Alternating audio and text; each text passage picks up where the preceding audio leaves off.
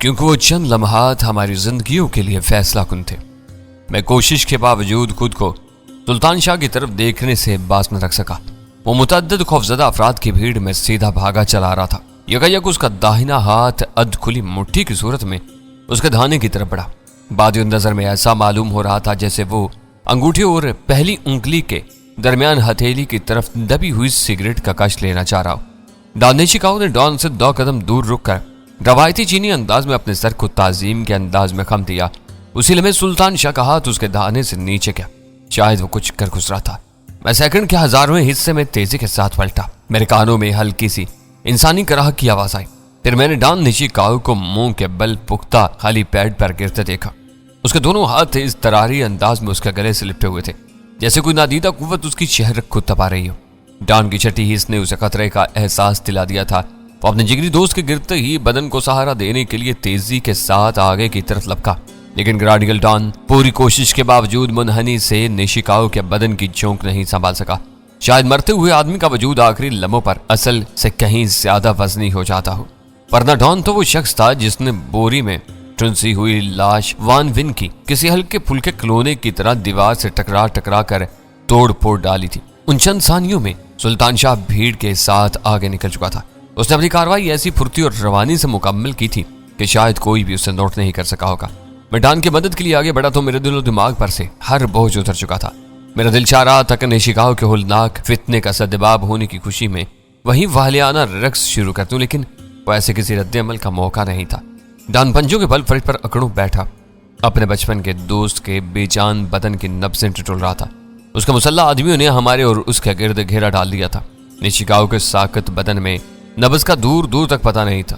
اس کے بدن کے کھلے ہوئے حصوں کے علاوہ چہرے پر بھی دھندلائی ہوئی نلاہٹ پھیلنے لگی تھی۔ ڈان نے اتمام حجت کے طور پر نیشیکاوا کی آنکھوں کے پپوٹے الٹ کر دیکھے تو وہاں صرف سفیدی ہی سفیدی نظر آئی۔ اس کی پتلیاں پپوٹوں میں بہت اوپر چڑھ کر معدوم ہو چکی تھی۔ ڈان نیشیکاوا کی موت کی دہشت میں ڈوبی ہوئی سفید آنکھیں دیکھ کر میں پھریری سے لے کر رہ گیا۔ اس وقت مجھے موت اپنے تصور سے کہیں زیادہ بھیانک نظر آئی تھی۔ ڈان نے بیٹھے ہی بیٹھے سر اٹھا کر میری طرف دیکھا تو اس کی سکڑی ہوئی آنکھوں میں صفاقانہ سرد مہری رچی ہوئی تھی۔ یہ مردہ ہے، اس نے آپے سے باہر ہونے کے بجائے سرد اور دھیمے لہجے میں انگریزی کے 3 الفاظ میں اعلان کیا۔ مگر کیسے؟ ابھی تو یہ زندہ تھا۔ ڈان کے تیوروں نے مجھے پریشان کر دیا۔ ڈان میری بات کا جواب دیا بغیر نیشیکاوا کی لاش کو الٹ پلٹ کر اس کا تفصیلی جائزہ لینے میں مصروف ہو گیا۔ وہ اس وقت بہت خطرناک موڈ میں نظر آ رہا تھا۔ اس وقت تک ڈان نے چینی زبان میں ایک لفظ بھی نہیں کہا تھا، لیکن ڈان کے گرد رہنے والے افراد نہ جانے کتنی لاشیں دیکھ چکے تھے۔ نیشیکاوا کے بے جان بدن کو دیکھ کر انہوں نے سب کچھ سمجھ لیا اور ان کے چہروں پر سراسیمگی کے آثار پھیلتے چلے گئے۔ آخرکار ڈان نے نیشیکاوا کی پشت سے کچھ چیز چٹکی میں دبا کر نکال لی اور ہیلی پیڈ کے فرش سے اٹھتا چلا گیا۔ میں دیکھا کہ اس کے ہاتھ میں بال سے قدرے موٹی اور کم از کم 3 انچ لمبی ایک سوئی موجود تھی جو میرے لیے نئی نہیں تھی۔ یہ میری حویلی میں تیسرا خون ہے۔ ڈان نے وہ سوئی میرے چہرے کے سامنے لا کر کہا، حویلی کی تاریخ میں یہ پہلی مسلسل خون ریزی ہے۔ اسے بلو پائپ سے مارا گیا ہے اور اب تم مجھے بتاؤ گے کہ حویلی میں تمہارے قدم آتے یکایک یہاں کیا ہونے لگا ہے؟ ڈان کا لہجہ بدستور سرد اور دھیما تھا۔ اس کی آنکھوں میں قاتلانہ صفاقی رقصاں تھی اور خاص بات یہ تھی کہ وہ چینی زبان میں کچھ کہے بغیر صرف انگریزی بول رہا تھا، جس کا واضح مطلب تھا کہ اس کا واحد مخاطب صرف میں تھا۔ اس کا مطلب تھا کہ نیشیکاوا کی موت کے سلسلے میں وہ مجھ پر کسی قسم کا شبہ کر رہا تھا۔ مجھے اپنی ریڑھ کی ہڈی میں چیونٹیاں سرینگتی ہوئی محسوس ہونے لگی۔ میں کیا کہہ سکتا ہوں ڈان؟ میں نے مدافعانہ لہجے میں کہا، میں نے تو تمہارے ساتھ اس کے سامنے کھڑا ہوا تھا اور سوئی اس کی پشت سے برآمد ہوئی ہے۔ پگدڑ اور افراتفری سے فائدہ اٹھا کر تمہارا کوئی بھی بدخواہ یہ حرکت کر سکتا تھا۔ تم سے حویلی میں بات ہو کی مجھ سے یہ کہ اگر ڈان ایک جھٹکے سے اپنے آدمیوں کی طرف گھوم گیا اور چینی زبان میں انہیں کچھ ہدایات دینے لگا۔ اس بار اس کی آواز سے برہمی اور کبیدگی آ جاتی۔ ڈان کے خاموش ہونے سے پہلے ہی اس کے ایک آدمی نے اپنی جیب سے ریوالور نکال کر میرے اوپر تان لیا اور غزالہ کا چہرہ دھواں ہو گیا۔ تھوڑی دیر قبل ہم دونوں ہر ایک کی آنکھوں کا تارا بنے ہوئے تھے۔ ہم پر بیش قیمت تحائف کی برسات ہو رہی تھی۔ اتنی عزت افزائی کے بعد یوں ریوالور کی عزت پر لیے جانا بدترین صدمے سے کم نہیں تھا، لیکن میں نے خاموشی کے ساتھ اپنے دونوں ہاتھ اوپر اٹھا لیے۔ تماشا بنانے کی ضرورت نہیں۔ ڈان مجھے گھورتے ہوئے رہا، ہاتھ گرا لو، لیکن یہ یاد رکھنا کہ ذرا بھی گڑبڑ کرنے کی کوشش کی تو میرے آدمی تمہیں گولی مار دیں گے۔ حویلی میں خون ریزی کا سلسلہ چل ہی پڑا ہے تو مرنے والوں کی تعداد میں 2-4 کے اضافے سے کوئی فرق نہیں پڑے گا۔ لیکن ڈان، غزالہ روحانسی اور بھرائی ہوئی آواز میں بولی، ہمارا کیا قصور ہے؟ اتنی عزت دینے کے بعد اب ہمیں ٹھوکروں سے کیوں اڑانا چاہ رہے ہو؟ ڈان نے غزالہ کی پوری بات سنی لیکن کوئی جواب دیا بغیر مڑ کر واپس چل دیا۔ اس کا بیشتر آدمی اسی کے پیچھے چل پڑے تھے۔ صرف سارا مسلح آدمی کے ساتھ ہمارے پاس رک گئی تھی۔ ڈان نے شکاگو کی لاش کو ہیلی کاپٹر کے پائلٹ اور اس کے ساتھی کی تحویل میں چھوڑ کر وہ دونوں ہمیں بھی اس طرف لے چلے جدھر ہماری بگی کھڑی ہوئی تھی۔ اس وقت تک افراتفری اور بھگدڑ بالکل ختم ہو چکی تھی۔ بپرا ہوا سانڈ مارا جا چکا تھا یا پھر پکڑ لیا گیا تھا۔ اس کے ساتھ شاید نے شکاگو کے پر اسرار قتل کی خبر بھی جنگل کی آگ کی طرح پھیل چکی تھی، جس کے نتیجے میں فضا پر ماتمی خاموشی طاری ہوگی۔ بہت سے لوگ جگہ جگہ ٹولیوں کی شکل میں کھڑے ہوئے نیچی آوازوں میں سرگوشیاں کر رہے تھے۔ معززین، شرفاء اور عمراء کے طبقات سے تعلق رکھنے والے ادھیڑ عمر اور عمر رسیدہ مہمان ویران تقریب گاہ میں بے ترتیبی، بیزاری اور خوف کے عالم میں کرسیوں پر بیٹھے ہوئے تھے۔ ڈان کی اس روح پرور اور رنگین ضیافت نے عروج پر آنے کے بعد تیسری بار رنگ بدلا تھا۔ پہلے شراب و شباب کی افراد نے چہروں سے سنجیدگی کے نقاب نوچ کر ہر مہمان کو زندگی کے حرارت امیز رعنائیوں میں غوطے دینے شروع کیے۔ پھر کالا سانڈ کسی دیو مالائی عفریت کی طرح باڑ توڑ کر باہر نکلا تو ہر طرف دہشت، خون اور افراتفری پھیلتی چلی گئی، اور انجام کار ڈان نے شکاگو کے قتل نے ہر طرف ایک سوگوار سے خاموشی پھیلا دی تھی، اور اس خاموشی میں لوگ اپنے سایوں سے بھی خوفزدہ نظر آ رہے تھے۔ جب بھرے میدان میں ڈان کا خاص مہمان مار ڈالا گیا تھا تو پھر کوئی بھی شخص کسی اکیلے وار کا نشانہ بن سکتا تھا۔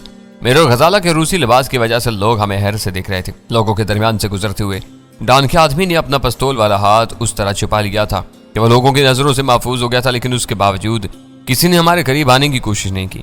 دہشت، خوف اور مایوسی سے بوجھل ماحول نے ہر شخص کو اس کی ذات کے آئینی خول میں منجمد کر کے رکھ دیا تھا۔ ہمارے پیدل سفر کا اختتام اسی خوبصورت سیاہ بگی پر ہوا جس میں 8 سفید گھوڑے 2 قطاروں میں جتے ہوئے تھے۔ میں غزالہ کے ساتھ بیٹھ گیا۔ سارا ریوالور بردار کے ساتھ ہمارے سامنے والی نشست پر بیٹھ گئی اور بگی ہولے سے حرکت میں آ گئی۔ میری سمجھ میں نہیں آیا کہ یہاں کیا ہو رہا ہے۔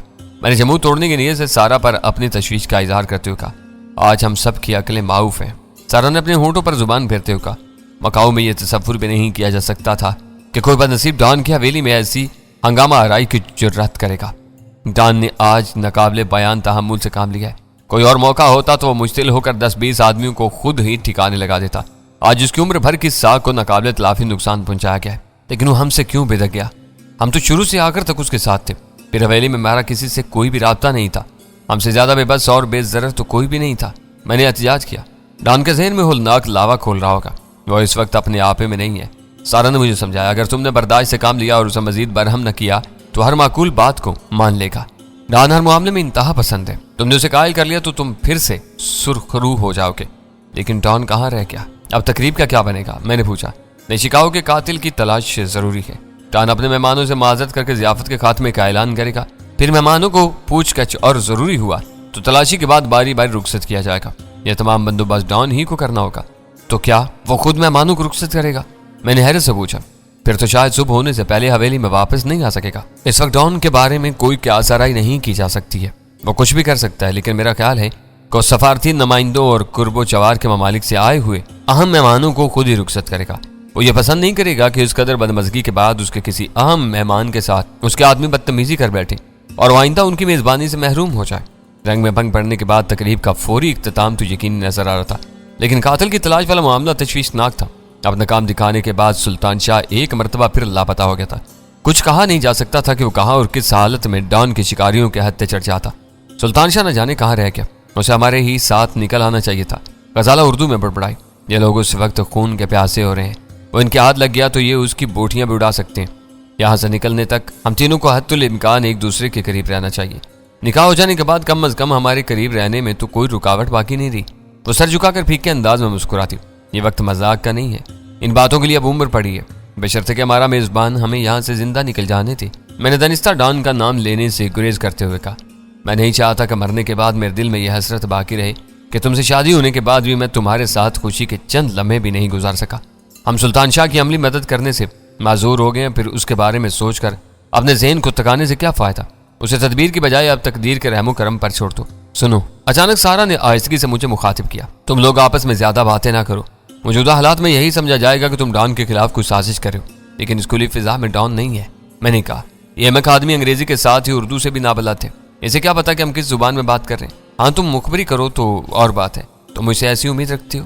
تارا نے اتنی اپنائیت کے ساتھ شکوہ کیا کہ میں بکلا گیا۔ عام چینی بہت معصوم اور سیدھے سادے ہوتے ہیں، ان کے ملک میں جو چیز پہلی بار بنتی ہے وہ سمجھتے ہیں کہ اسے انہی کی پارٹی اور قیادت نے ایجاد کیا، لیکن بگڑے ہوئے چینی بہت شاطر اور چالاک ہوتے ہیں، یہ بھی انگریزی تلفظ اور لفظ لہجے سے مانوس ہے اور صرف اس بنا پر اندازہ لگا سکتا ہے کہ تم کوئی دوسری زبان بول رہے ہو۔ ہم اپنے ساتھی کے بارے میں فکر مند تھے۔ میں نے گہرا سانس لے کر اسے بتایا، حویلی میں داخل ہونے کے بعد تو ہم کھل کر بات بھی نہیں کر سکیں گے، نہ ہی تم ہمیں کوئی دوستانہ مشورہ دے سکو گے۔ یہ نہ سمجھ لینا کہ میں ڈان کی غدار ہوں۔ سارا نے چونک کر غزالہ سے وضاحت کی، میں پوری طرح اس کی وفادار ہوں، لیکن اسی کے ساتھ تمہاری پوزیشن بھی سمجھ رہی ہوں، اس لیے تمہارے فائدے کی بات بتا رہی ہوں۔ خوبصورت لڑکیاں عام طور پر ڈینی سے بہت جلد ہمدردی محسوس کرنے لگتی ہیں۔ غزالہ نے مسکرا کر خوش دلی کے ساتھ کہا، لیکن اس کے الفاظ میں پنہا طنز مجھ سے پوشیدہ نہ رہ سکا۔ وہ مجھ سے ہمیشہ اس امر کی شاکی رہتی تھی کہ عورتیں اور لڑکیاں میرے ساتھ بہت جلد بے تکلف ہو جاتی ہیں۔ سارا اپنی آزاد خیالی کی وجہ سے غزالہ کے الفاظ کی گہرائی تک نہیں پہنچ سکی اور ایک ٹھنڈا سانس لے کر بولی، تم خوش نصیب ہو کہ تمہیں ڈہنی جیسا چاہنے والا شوہر ملا ہے۔ اسی وجہ سے یہ مجھے پسند ہے کہ مجھے نہ صحیح ہے کسی ایک عورت کو تو دل و جان سے چاہتا ہے۔ میری ذرا تم بھی عورت ہو اور اچھی طرح جانتی ہو کہ عورت میں چاہے جانے کی خواہش کس قدر شدید اور منصور ہوتی ہے، اور میں تو جب سے مکاؤ آئی ہوں اپنی شناخت ہی کھو بیٹھی ہوں۔ شناخت؟ میں نے حیرت سے دہرایا، تم ڈان کے منظور نظر ہونے کے باوجود یہ شکایت کر رہے ہو؟ سر ڈان کے منظور نظر نہیں ہے، وہ تلخ لہجے میں بولی، وہ ایک برطانوی شہزادی کا عاشق ہے۔ اس بیچاری کے فرشتوں کو بھی علم نہیں ہوگا کہ مکاؤ کی اس حویلی میں اس کا ایک عاشق نامراد پل رہا ہے۔ ڈان نشے میں دھت ہونے کے بعد مجھ پر اسی وقت مہربان ہوتا ہے جب میرے وجود میں اسے اپنی محبوبہ کا شبہ ہونے لگتا ہے۔ کیا حویلی میں ہمیں قید کیا جائے گا؟ غزالہ نے جلدی سے موضوع بدلتے ہوئے پوچھا۔ فی الحال ایسی کوئی ہدایت نہیں دی گئی، تمہیں تہہ خانے کے بجائے اس پرتعیش خوابگاہ میں پہنچایا جائے گا جو آج کے لیے سجائی گئی ہے۔ اس سے آگے کا فیصلہ ڈان کی واپسی کے بعد ہوگا۔ 8 کوڑوں والی پکی آہستہ آہستہ حویلی سے قریب ہوتی جا رہی تھی۔ اسی کے ساتھ آزادانہ گفتگو کے لمحات بھی ختم ہونے والے تھے، اس لیے میں نے باقی ماندہ مہلت سے زیادہ فائدہ اٹھانے کا فیصلہ کر لیا۔ اور اگر ہمارا ساتھی واپس آیا تو اس کا کیا بنے گا؟ میں نے اسرائیلی لہجے میں پوچھا۔ آج کے لیے اس کا کمرہ تمہاری خوابگاہ سے ملحق ہے، اسے وہاں پہنچا دیا جائے گا۔ وہ چند لمحوں کے لیے خاموش ہوئی، پھر پرتفکر انداز میں گویا ہوئی، یہ بات واقعی قابل غور ہے کہ ڈان کی حویلی میں بہتر پید سنگین واقعات کیوں رونما ہو رہے ہیں؟ صرف ڈیوڈ تھاؤ کی موت ایک طے شدہ مقابلے کا نتیجہ تھی، ورنہ شوائے کی خودکشی، تقریب کی برہمی اور نیشیکاؤ کا قتل سبھی ناقابل فہم واقعات ہیں۔ اور یہ ایک عجیب اتفاق ہے کہ ان واقعات کا سلسلہ تمہاری آمد کے بعد شروع ہوا ہے۔ میں خود فکر مند ہوں، میں نے اس کی بات کاٹ کر کہا، اب ڈان کی بھری حویلی میں صرف تم ہی ہماری مددگار رہ گئی ہو۔ کوئی سنگین صورتحال رونما ہونے والی ہو تو ہمیں باخبر ضرور کر دینا۔ میں وعدہ نہیں کرتی لیکن کوشش ضرور کروں گی، اس نے آہستگی سے کہا۔ اچانک پختہ سڑک پر صحت مند گھوڑوں کے سموں کی آواز تھمکی۔ سارا کے ساتھ بیٹھے ہوئے بدنما چینی نے اپنے ریوالور کے نال ہلا کر ہمیں نیچے اترنے کا اشارہ کیا۔ پہلے میں نیچے اترا، پھر میں سہارا دے کر غزالہ کو بھی سیاہ بگی سے نیچے اتار لیا۔ اس لیے میں برآمدے کے ستونوں کی آڑ سے مزید 2 چینی سامنے آ گئے۔ وہ دونوں ڈان کی حویلی کی روایات کا برعکس دبلے پتلے تھے، لیکن ان کے تیور کسی بھی طرح دوستانہ نہیں تھے۔ ان دونوں نے پہلوؤں پر سرک کر ہمیں اپنے درمیان میں سے گزرنے کا راستہ دیا، پھر ہمارے پیچھے مسلح چینی اور سارا کے ساتھ ہو لیے۔ سارا نے ان کے ساتھ چینی زبان میں باتیں شروع کر دیں۔ کشادہ بلند اور آراستہ راداریوں سے گزرنے کے بعد سارا نے ہمیں اسی حال میں داخل ہونے کی ہدایات تھیں جہاں ڈان کی کنویں میں اترنے والی مشینی مسند موجود رہتی تھی۔ حال میں پہنچنے کے بعد سارا تیزی کے ساتھ آگے آ گئی اور اس نے ہماری رہنمائی کا فرض سنبھال لیا۔ سارا کا رخ سنہری پردوں کی طرف تھا جن کے عقب سے ڈان کی پالی ہوئی حسین و جمیل لڑکیاں برآمد ہوا کرتی تھی۔ ادھر جا کر اندازہ ہوا کہ ان پردوں کے پیچھے کوئی دیوار نہیں تھی، بلکہ محرابیں بنا کر اسی حال کو 2 حصوں میں تقسیم کیا گیا تھا۔ اس طرح ہنیری پردوں کے اس پار نرم قالین سے مزین ایک وسیع دالان وجود میں آ گیا تھا۔ اس دالان کے اختتام پر متعدد چوبی دروازے نظر آ رہے تھے جو ایک سرے سے دوسرے سرے تک پھیلے ہوئے تھے۔ ان کے درمیانی فاصلے سے کمروں کی کشادگی کا اندازہ ہوتا تھا۔ سارا ہمیں اس کتار کے آخری کمرے کی طرف لے گئی اور سنہری دستہ گھما کر وزنی دروازہ کھول دیا۔ اور سلطان شاہ کے لیے کون سا کمرہ مخصوص ہے؟ میں نے اندر داخل ہونے سے پہلے سوال کیا۔ یہ کمرہ نہیں، پورا مکان ہے، وہ بولی۔ ساری حویلی میں یہ سب سے شاندار خوابگاہ ہے۔ اندر سونے کے کمرے کے علاوہ نشستگاہ اور ملازم کا کمرہ بھی ہے۔ تمہارا ساتھی ملازم والے کمرے میں لایا جائے گا، وہ کمرہ بھی ہر قسم کی سہولتوں سے راستہ ہے۔ میں نے مقامی انداز میں اپنے سر کو قدرے خم دیا اور 29 چوبی دروازے سے گزر کر اندر داخل ہو گیا۔ غزالہ مجھ سے پہلے اندر داخل ہو چکی تھی اور چند قدم آگے میں بہت سی کھڑی تھی۔ میں نے وہاں سب سے پہلے 2 باتیں نوٹ کی کہ بقیہ حویلی کے برعکس اس حصے کی بلندی کسی بھی طرح 12 فٹ سے زیادہ نہیں تھی۔ دوم یہ کہ وہاں کہیں بھی دیوار کا وجود نہیں تھا، بلکہ قالین سے چھت تک اونچے اونچے بے داغ اور بے جوڑ آئینے افیزاں تھے جن میں کرسٹل کے دمکتے ہوئے سقف گیر فانوس کے سینکڑوں عکس جھلملا رہے تھے۔ آئینوں کی کثرت کی وجہ سے نکاسی کے راستے کا تعین کرنا دشوار تھا، کیونکہ کھلے ہوئے راستے کے پیچھے اندر بھی آئینے میں آئینے ہی افیزاں تھے۔ آئینوں کی اس دیوار کی اونچائی میں کہیں کوئی جوڑ نہیں تھا، اور شاید دوسری وجہ سے اس حصے کی بلندی 12 فٹ تک محدود رکھی گئی تھی، کیونکہ اس سے بڑے آئینے ملنے شاید محال تھے۔ البتہ چوڑائی میں ہر 4 فٹ پر جوڑ تھا۔ जिसे सुनहरी पट्टियों से सजा दिया गया था। उसी तरह छत पर आईनों के टाइल आवेजा थे। दाखिल होते ही लाबी नुमा हिस्सा था। जब चंद मिनट बाद मेरी निगाहें उस माहौल की आदी हुई तो बाएं हाथ पर एक कमरा नजर आया। उसके खोलने पर हमें पहली बार पर्दे और दीवारें नजर आईं। वो कमरा भी बहुत आराज था और पुरासाज था। वहां दोहरा बिस्तर मौजूद था।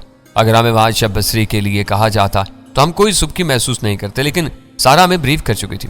ये सुल्तान शाह का कमरा है, आओ इससे हैरत कदे में आगे चलते हैं। थोड़ी देर बाद हम अपने वाली ख्वाबगाह में मौजूद थे। वो पूरी रात मैं और गजाला अपने अपने ख्यालात में खोए रहे।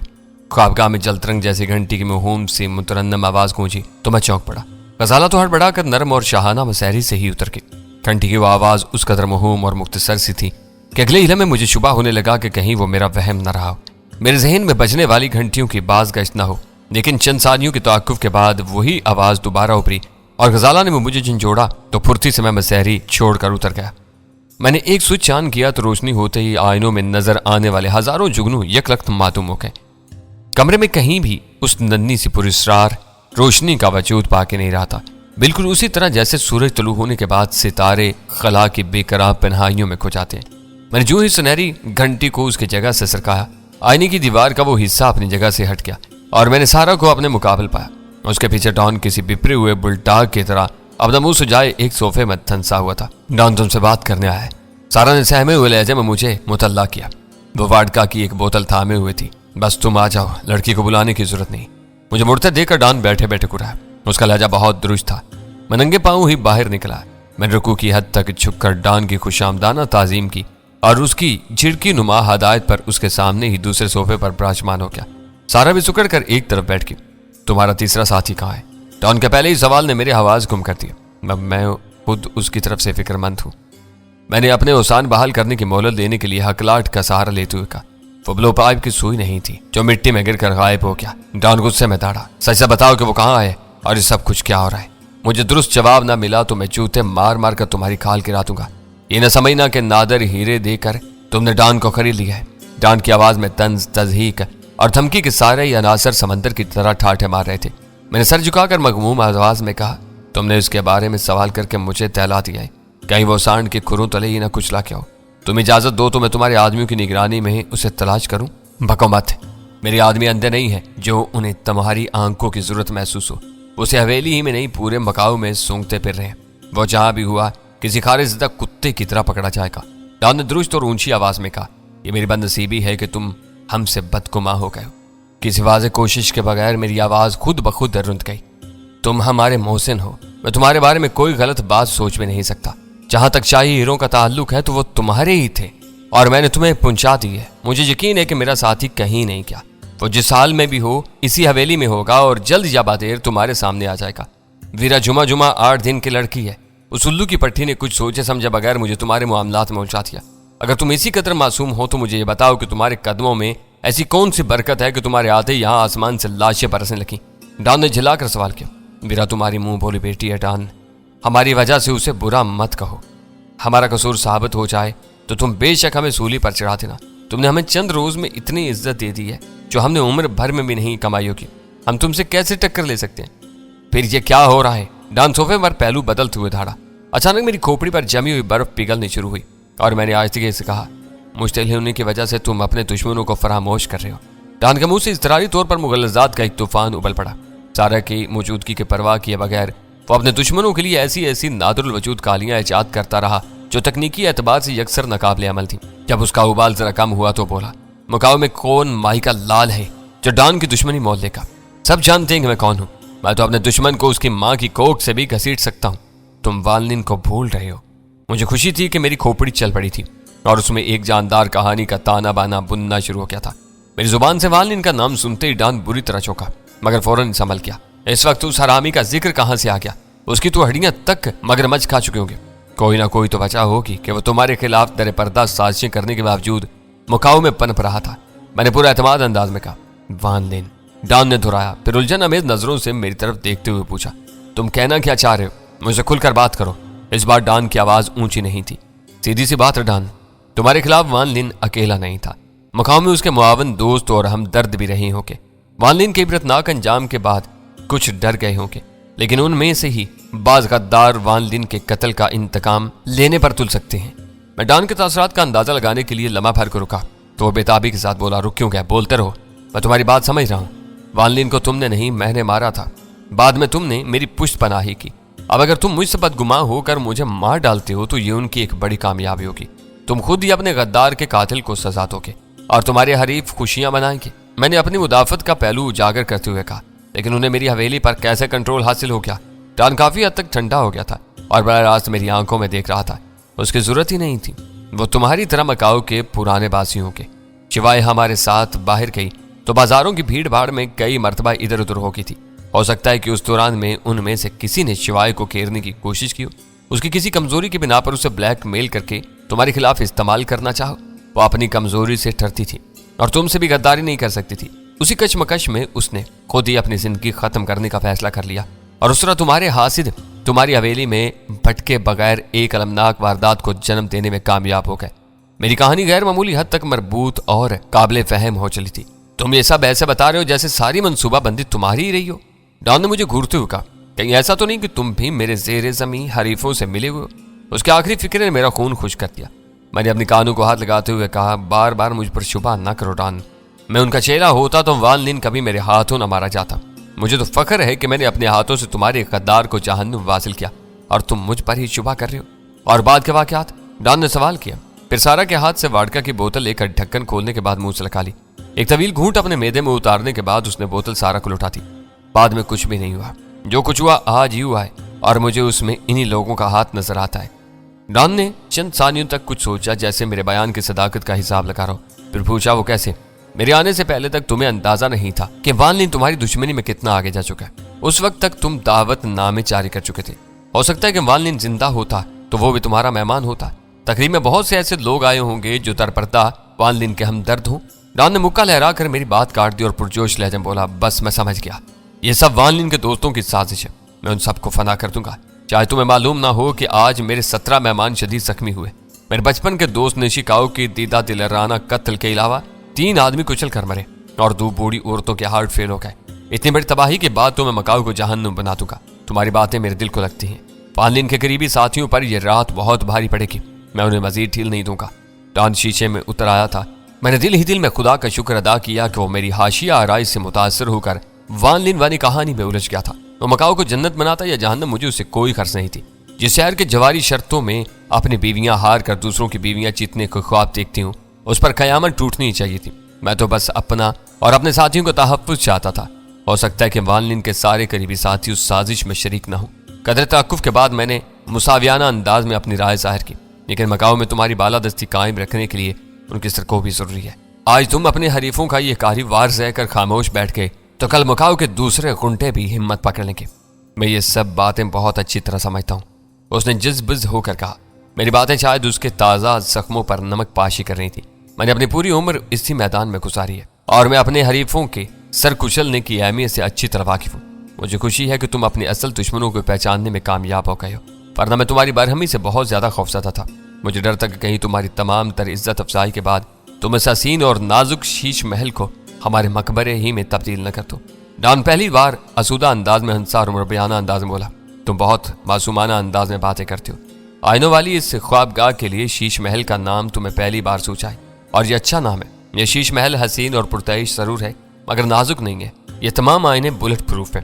ریوالور یا پستول تو درکنار 7 ملی میٹر کی رائفل کی گولیاں بھی ان آئینوں پر خراج تک نہیں ڈال سکتی۔ بیلجیم کی وان ہاگ کارپوریشن نے یہ بیش قیمت آئینے میرے علاوہ صرف امریکی حکومت کو فراہم کیے تھے۔ امریکہ میں ایسے آئینے وائٹ ہاؤس میں نصب کیے گئے ہیں۔ چاہو تو ان آئینوں کی مضبوطی کو آزما سکتے ہو۔